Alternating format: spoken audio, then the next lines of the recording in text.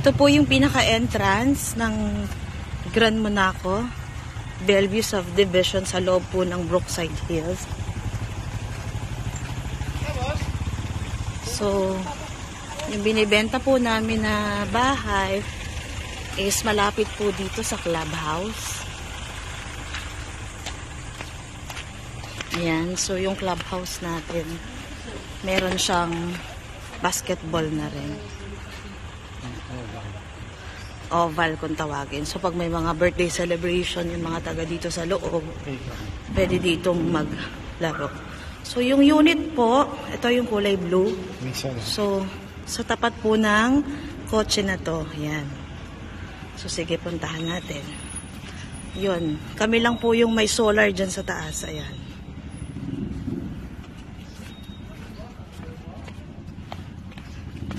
So ayan, lakarin natin para yung buong unit yung makita ninyo. Ayan, so pwede po kayo mag-park dyan sa harapan kung may sasakyan kayo. At ito naman po yung bahay. Ayan. So, aalisin naman po lahat ng gamit. Okay. So ayan, may glass door na. So, ito po yung loob. Sorry, medyo makalat lang. Pero, aalisin naman po lahat ng gamit at i-repaint din po yan. So, ayan.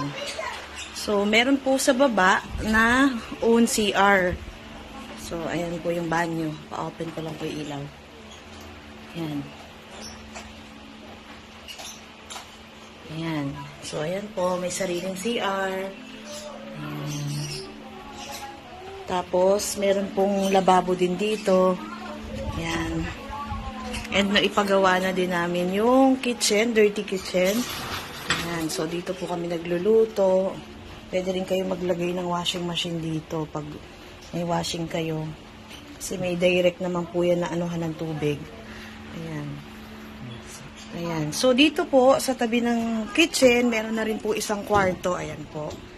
So, dyan po yung ating kasambahay room or maid's room.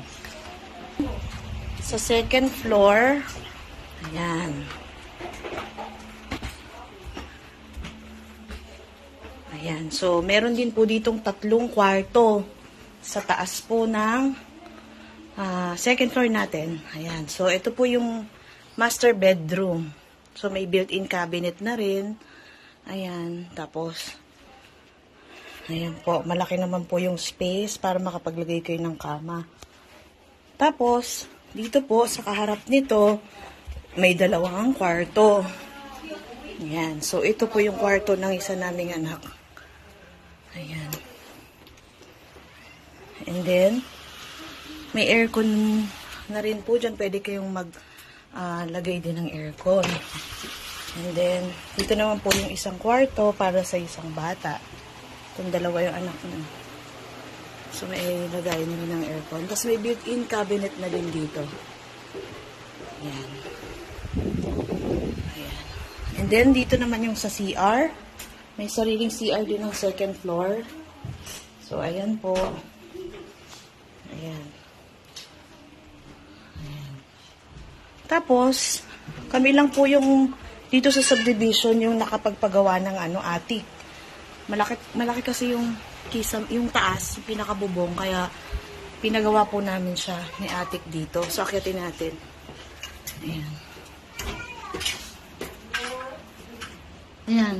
So, ito pong attic, meron tong isang bodega. Ayan, mahaba yung bodega na yan. Tapos, halos may 2 rooms din. Ayan. So, may kwarto din dito. May kwarto din dito. So, pwede nyo gawin tong office or music room. Ayan. So, may ganyan tayo dito. May attic tayo. And then, may abang na rin naman to ng aircon. Ayan po. Ayan. So, ayan ang buong attic. Malaki din siya. Kasi parang kasing laki ng second floor. Tapos, may 2 na rin po siya na room. Ayan. Ayan po yung kabilang room. Ayan. So, pwede nyo rin lagayan or closet.